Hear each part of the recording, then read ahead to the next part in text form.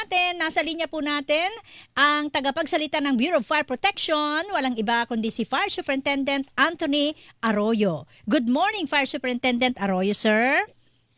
Hi, Ma'am Tuesday. Good morning at sa lahat po ng nakikinig at sumusubaybay ng inyong programa, Iligtas na Araw po sa lahat. Oo nga po, sana nga po itong buong araw na to, ligtas tayong lahat at wala tayong mabalita ang insidente na naman ng sunog. Nababanggit ko kanina sa kanila, Fire Superintendent Arroyo, sir, walang araw na wala tayong naitala na sunog. Ngayon, dito, hindi lang dito sa Metro Manila, mayroon din sa mga kalapit probinsya o sa ibang panig ng bansa. Nadadalas po ang mga insidente ng sunog. Ano po kaya yung dahilan nito? Mayroon bang kinalaman itong sobrang init ng panahon kung bakit may madalas na parang trigger doon sa sunog? Yes, tama, Ma'am Tuesday, no? Base sa datos kasi ng inyong BFP at ng Pag-asa, talagang may direct na correlation ang dami ng sunog sa average heat index naman sa buong bansa. Kung titingnan natin ang pinakamaraming insidente ng sunog buwan-buwan, no?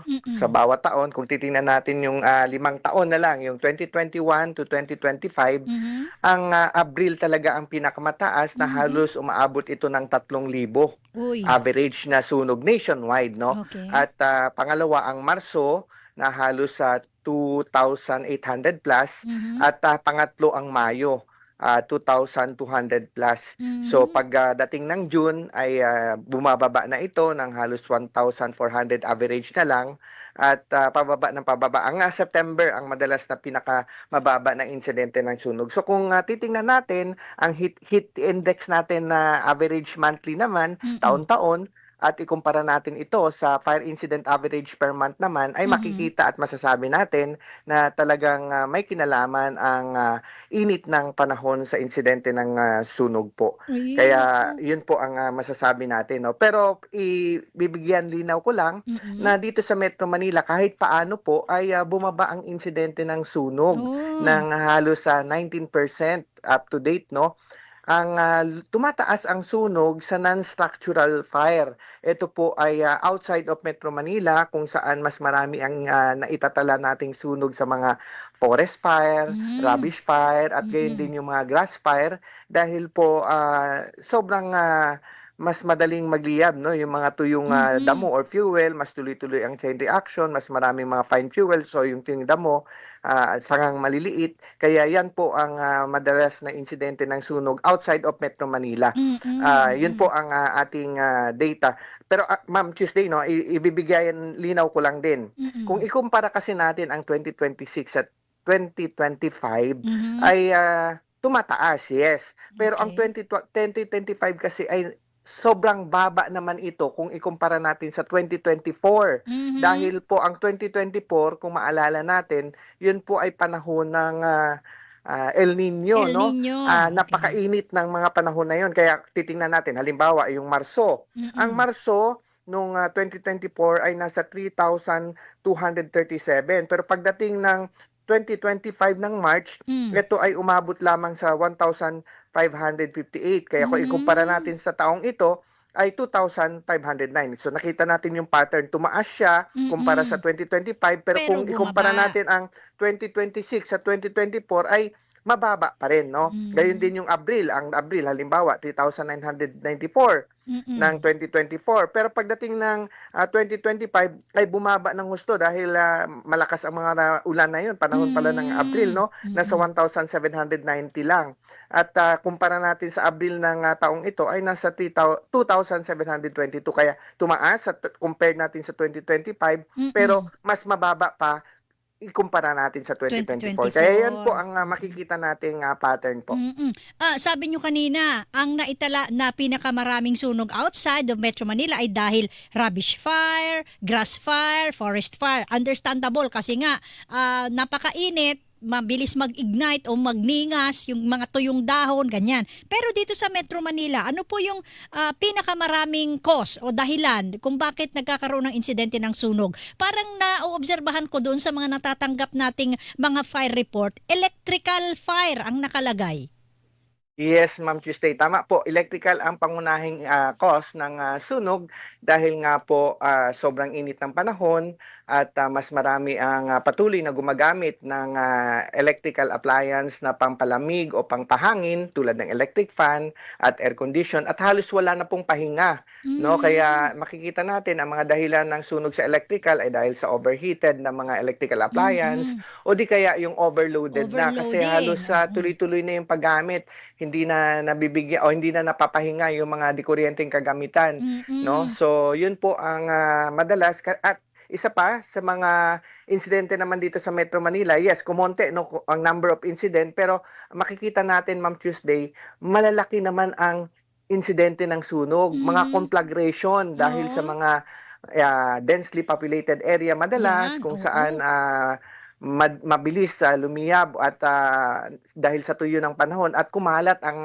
sunog at sa mga informal settlers din natin, no? Yun din ang mga dahilan ng conflagration dahil hindi natin maiwasan talaga kahit ano po ang ginagawa ng ating sama-sama sa pag-prevent niya ng mga illegal na koneksyon, no, sa iba't ibang mga law enforcement agency katuwang ang mga electrical utilities ay pabalik-balik na mga gumagamit pa rin ng illegal na connection. Kaya yun po, pag nagkaroon ng problema doon sa connection ng kuryente na nakapalibot doon sa buong mga kabahayan sa informal settlers ay hindi na ito basta-bastang naapula dahil dumadaloy ang sunog doon sa mga illegal na connection at dagdag pa ito yung tuyong-tuyo yung paligid at tuyong-tuyo rin yung mga light materials na gawa doon sa mga informal settlers. Kaya dalawang factor po doon na mabilis na mag-turn into conflagration. So yes, Ma'am Tuesday, no? So yun po ang mga naitala natin. At lately din, meron tayong mga rotational brownout at may nauulat din tayong insidente na kung saan ang dahilan ng sunog sa open flame naman tulad ng mga unattended lighted candle at di kaya unattended cooking equipment. Kaya pakiusap at panawagan muli ng inyong BFP na make sure po pag gumamit ng kandila pang source of illumination, wag to basta-bastang iwan at make sure po na patayin ng maayos at ilagay sa tamang lalagyanan ng iba diyan para mas safe, no, pinapatong sa loob sa palanggana na may tubig, no. Yung so, iba kasi sir, parang itutulos lang nila ba nang wala namang protection doon sa paligid ng kandila. So anytime pwede siyang matumba. Yes, Ma'am Tuesday, no, maliban sa matumba at hindi na malaya, naubos na rin yung apoy o yung wax sa kandila at kung saan man nakapatong yun, halimbawa sa madalas sa taas ng refrigerator, ang case ng refrigerator ay pwede rin talagang lumiyab yon o di kaya pinapatong lang kung saan-saan combustible material din. Kaya tama, no, nung kumatumba, masagi man yan ng halimbawa mga alaga nating pets o di kaya sa lakas ng hangin o di kaya na nagkaroon ng contact sa kurtina dahil sa hangin o di kaya hanggang naubos yung wax ay patuloy yung apoy doon sa combustible material na kung saan pinatong. Kaya mas maging maingat tayo diyan dahil halos recently dito sa Metro Manila lalo na ay rotational brownout ay nararamdaman or nararanasan ng ating mamamayan. Opo. Nabanggit nyo na rin lang naman yung electrical fire, ganyan. Doon sa may amin dyan sa 3rd Avenue sa Caloocan, sa West Grace Park, yung isang poste namin doon sa kanto, permin na siya na nag-i-spark na hanggang sa para siyang fireworks, tapos lilikha na siya ng apoy, nasusunog yung linya ng kuryente. Pagka ganun ba, hindi pwede ang tubig doon, di ba? Dahil electrical wire yun? Yes, Ma'am Tuesday, pero pag rumisponde naman po, kaya pag mga ganyang insidente, wag mo nang i-live video or i-record yung mga insidenteng ganun for the views. Ang ating panawagan dyan ay isang hotline lang para sa mabilis at tagarang pagresponde. 911, no, para isang tawag sa Klolo agad. 911. Opo. Pagdating namin ng fire trucks diyan, tubig pa rin ang gagamitin natin pero yung hindi yung straight, no, broken water line. Ibig sabihin, pinapatay-patay namin yung tubig at o di Ah, kaya i-sway-sway para hindi siya tuloy-tuloy kasi ang water kasi ay good conductor of electricity. kaya, Pero oo. sa pamamagitan ng broken line ng water ay masusuppress pa rin natin at ma-prevent yung insidente ng sunog. Alam niyo Ma'am Tuesday, madalas nangyayari yan kasi po ang ating electrical utilities ay computed na yan ang number of residences at yung Oo. mga gumagamit ng isang transformer. Mhm. However, yung mga hindi na-account, although meron niyang buffering, pero hindi na-account yung sobrang dami rin ng Hmm. karagdagang mga kagamitan, no? So, yun Hmm. po, at saka yung mga illegal connection din. Kaya yung overloaded na yung transformer, kaya madalas yan nagiging dahilan ng post-fire or electrical fire doon sa mga situation na ganyan. Iyon Kung na nga minsan yan, eh. sumasabog pa nga yung mga Ay, transformer ganun nga. dahil mas malaki na yung demand, no, kaysa sa supply. Yun na nga, ganun ang nangyayari. Ang nakakatakot lang kasi, Fire Superintendent Arroyo, sir, di syempre, pumutok na siya, nag-apoy na, gumagapang na si apoy doon sa linya ng kuryente. Di itatawag mo ngayon sa Meralco o so ano. Kaya lang ang Meralco, kinabukasan pa re-responde. Ang hirap naman Opo, yata nun. Baka mamaya pakiusapan na lang natin nagkasunog ang na. Meralco, no? At totoo yan, actually dito malapit sa area ng amin, no, ay meron ding insidenteng ganon. Kaya, pero wag niyong kalimutan po, tumawag agad sa bombero. At maganda na rin Ma'am Tuesday at nabanggit niyo yon.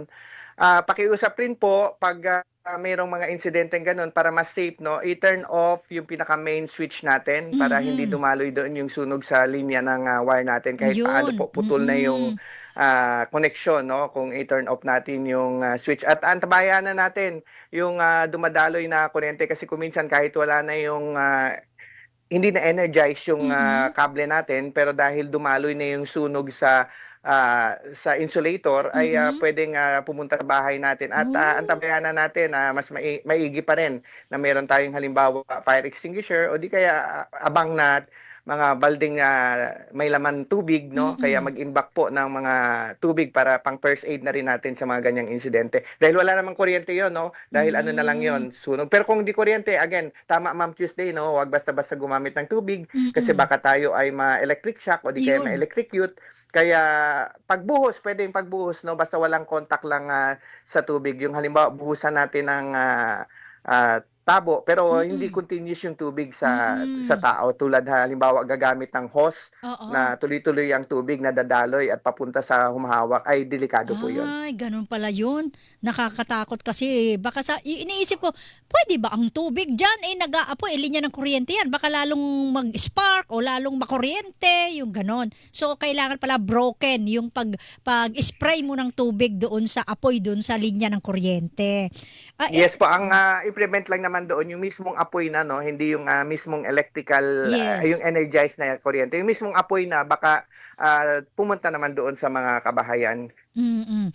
Isa pang insidente ng sunog na binabantayan ninyo ang alam ko. Although mayroon na tayong pronouncement na wala na, fire out na yung Navotas landfill na sinasabi natin, Fire Superintendent. Nakakapag-ambag ba sa posibleng muling pag-rekindle o pagningas nung tapos ng insidente ng sunog dyan sa landfill, yung init ng panahon? Actually kung pag-usapan natin specifically yung na landfill sa Navotas City, 'no, ay masasabi natin Ma'am Tuesday hindi na 'yun magre-rekindle Ay, dahil salamat po ang naman. ginamit natin doon ay total cover exposure na Mhm. yung Ano yung ibig compaction at sabihin saka nun? yung soil covering talaga. So ibig Mhm. sabihin wala ng any fuel sa surface na puwedeng lumiyab at saka yung mga subsurface naman kasi bulubundukin yon at sa ilalim nun may mga subsurface na combustion ang nangyari doon kaya umabot tayo ng halos isang buwan, no, Oo nga, last Sunday na fire out yun. napakatagal. Subsurface ang naging combustion doon dahil sa ilalim nun ay mga maliban sa mga baga ay mga presence of methane gas, Ayun na nga. no? Ay So hindi in na the ba yun abs lilikha ng apoy o sunog, yung ningas, yung methane gas? Mayroon pa bang methane gas yon? Meron methane gas pa rin, hindi naiwasan, kasama talaga 'yan sa disenyo ng mga landfill, Oo. pero nilalagyan ng vent yan, no, ng piping para yung ilalim na gas ay tuloy-tuloy pa rin mag-ventilate. At yung pag soil cover kasi, halos tinanggal na natin yung presence of oxygen sa ilalim. Kaya hindi na siya Okay. talaga mag-rekindle kasi isang elemento ng apoy ay kailangan na ng oxygen Oxygen, para yes. lumiyab, no? Pero in the absence of oxygen, kasi tinakpan natin, parang blanketing yung buong kalupaan. Hindi Oo. lang basta-bastang kalupaan yun, no? Malaking tulong din ang yung technical expertise ng mga Japan government doon, tulad ng JICA, no? Yung Japan Disaster Response Mm. Team, para tinulungan tayo kung anong pinakamainam na kaparaanan para magkaroon ng permanenteng solusyon. Ay, Kakaiba kasi salamat. yun, Ma'am Tuesday, dahil yung senaryo na yon ay abandoned landfill. Kaya Oo. kung ikumpara naman natin yan sa operational na landfill, so tuloy-tuloy po ang ginagawang operation sa mga existing nating landfill, at meron tayong mga engineering approach doon na ginagawa para maiwasan yung mga ganong insidente ng sunog. Pero kung sa katanungan yon na may kinalaman ang init, masasabi natin ang dahilan po ng sunog sa landfill dahil yun po ay abandon. May kinalaman talaga ang init dahil yung naipon na mga methane gas sa ilalim nun ay yun Mm. ang nag-trigger para magkaroon ng spontaneous combustion naman. So yun po ang Hmm. naging dahilan, nagkaroon ng pagliyab na lang doon sa gawing Oo. gitna ng malawak na landfill. Kaya yun po ang kadahilanan dahil sa init ng panahon at napabayaan yung landfill doon. Paano natin maiiwasan na maulit yung ganong insidente sa mga landfill? Alam natin marami tayong landfills dito sa Pilipinas. O baka mangyari na naman sa ibang lugar dahil sa ganoong sitwasyon at sa mga faktor na nakakapag-trigger nung apoy. Naiiwasan ba yon? Kaya bang pigilan yon? Yes, Ma'am Tuesday, kung operational naman, no, ay may mga ginagawang hakbang diyan para hindi magkaroon ng fire. May mga insidente tayo na uulat na operational yung landfill at nagkaroon ng sunog, pero agad-agad na mga naapula dahil hindi siya basta-basta naiipon yung methane gas dahil nga sa Hmm. piping system, at saka meron niyang liner system sa ilalim ng landfill, kaya mas madaling ano, no, yung maayos, no, maayos na landfill ang pinag-uusapan natin, hindi yung Mm. mga tinambak lang na Tambak-tambak. walang maayos na lining, walang maayos na piping system. Mm. So yun po ay mabilis naman na apula. Meron tayong insidente niya nakaraan at outside of Metro Manila, pero immediately ay nasuppress naman kasi maayos yung pag-manage po ng Hmm. mga basura or mga garbage natin. Ayun. So patuloy ang pakikipag-ugnayan namin diyan sa mga management, ganoon din sa DENR, no, ang Opo. ahensya na talagang nakatutok diyan. Kung hindi maiwasan talaga, handa naman ang inyong bombero para rumisponde agad-agad, no, para maapula agad 'yan. Ayun. Isa pang gusto kong maitanong, Fire Superintendent Arroyo, sir. Yung sa LPG, paano maiiwasan na kung minsan ang LPG ang sanhi ng sunog, sumasabog daw. Bakit ba humahantong sa pagsabog na yan? Actually, Ma'am Tuesday, no, maraming salamat sa katanungan na 'yan dahil dito sa aming datos ay isa rin 'yan sa mataas na insidente ng sunog. Ang LPG ay may dalawang kaparaanan paano sumabog. Una, ang LPG na naiwan sa nasusunog na bahay, for sure po ay sasabog yung Uy, tangke. oo, No, syempre. dahil Mainit na eh. sobrang expansion ang LPG, kasi nag-expand yan mga 270 times pag Oh, na-expose sa hangin. Ibig sabihin, ang laman ng LPG ay liquid. Pero opo. pag pinalabas mo sa atmosphere ay Hangin. magiging gas. Gas. No, kaya Okay. liquefied petroleum gas Gas. siya. Ang Tama. ginagamit natin yung gas. Pero pag ang liquid ay in-expose natin basta-basta sa surroundings, multiply siya, mag-expand siya ng halos 270 times. Uy, So, ibig sabihin, ang LPG na tangke, ang pag naiwan lawak. sa loob ng bahay na susunog at hindi na kinayanan ng tangke mismo yung pag-expand na 270 times na gas sa tangke, Mm. hindi niya na kaya i-combine, sasabog ngayon yung tangke. Pero ang madalas na insidente ng pagsabog ay hindi po ganon. Although meron, pag naiwan yung mga LPG sa nasusunog na bahay, Mm. nangyayari yan. no, walang pinagkaiba yan yung mga butane halimbawa na canister na naiwan sa loob ng sasakyan, so sobrang init ng sasakyan ay sumasabog yon. Pero ang Opo. madalas ng insidente ng pagsabog ng LPG na sinasabi, yung mismong fumes na nag-accumulate, no? Halimbawa, nag-leak from the LPG. At ang LPG kasi ay twice po ang bigat kaysa sa hangin. Kaya ang tendency niya, umiilalim.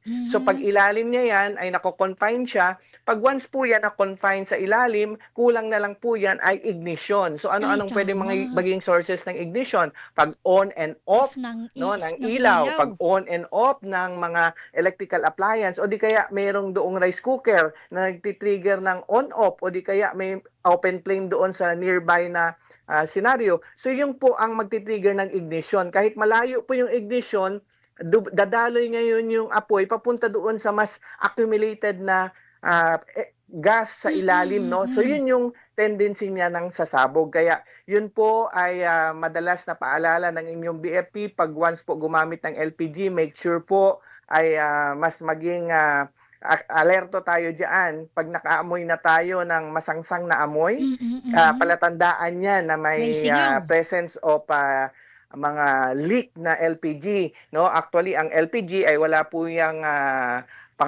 odorless yan, pero sadyang nilagyan ng ethyl mercaptan yan para malaman natin na may presence, no, ng LPG diyan. Pag once may presence ng LPG, wag nang mag-introduce ng any ignition. Ibig sabihin kung nakailaw na yung lighting natin, wag nang itong patayin. Tama. O kung naka-off naman, wag nang i-on.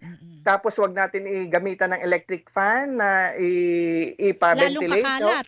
Tama, buksan lang natin yung mga bintana, yung pintuan para ma-ventilate ng maayos. Kaya ang advice nga natin diyan pag gumagamit ng LPG, make sure po ang kitchen ninyo ay properly ventilated. May Kasi pag once bintana, properly ventilated yan, hindi basta-basta na nagtatrap ang gas pag once nagkaroon ng pag-leak, no? Kaya madalas din, Ma'am Tuesday, ang natatala nating pagsabog ng mga LPG related ay yung mga ano bang tawag natin doon, yung mga maliliit na LPG, no, na may burner na sa taas, no. Ayoko magbanggit ng alam ko yung pangalan, ganun. baka yun yung brand eh.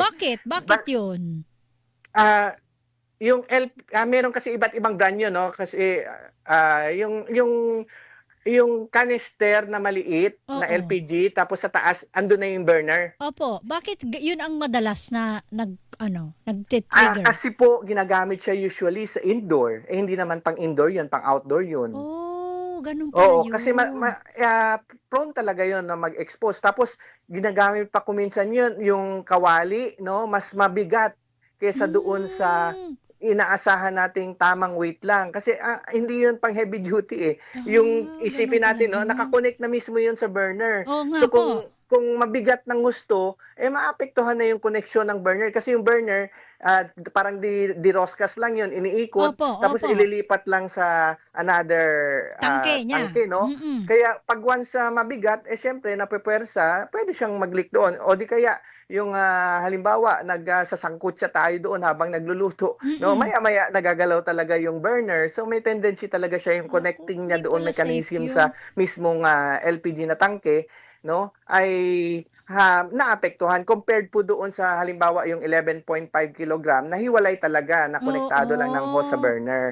Ganun pala yun. Hindi pala advisable pag indoor yung ganung... Ay, opo, talagang pang outdoor lang yun. Maraming gumagamit doon, halos sa loob pa ng kwarto. Lalo kasi nga naman, Superintendent, maliit lang ang bahay, parang gano'n. Kaya maliit lang din yung lutuan. Kung gumamit ng gano'n, ang pakiusap natin, Ma'am Tuesday, doon ay buksan yung mga bintana, buksan yung mga pintuan, no, para kahit paano ay properly ventilated pa rin yung kwarto nating maliit. Ayun. Naku, marami kaming natutunan sa inyo, Fire Superintendent Arroyo. Ayan mga kapuso, narinig naman ninyo. Kailangan tanggapin natin yung payo, paalala ng ating Bureau of Fire Protection para sa atin po lahat yun. Para sa kaligtasan nating lahat at maiwasan. Hilingan, walang pinoprotektahan.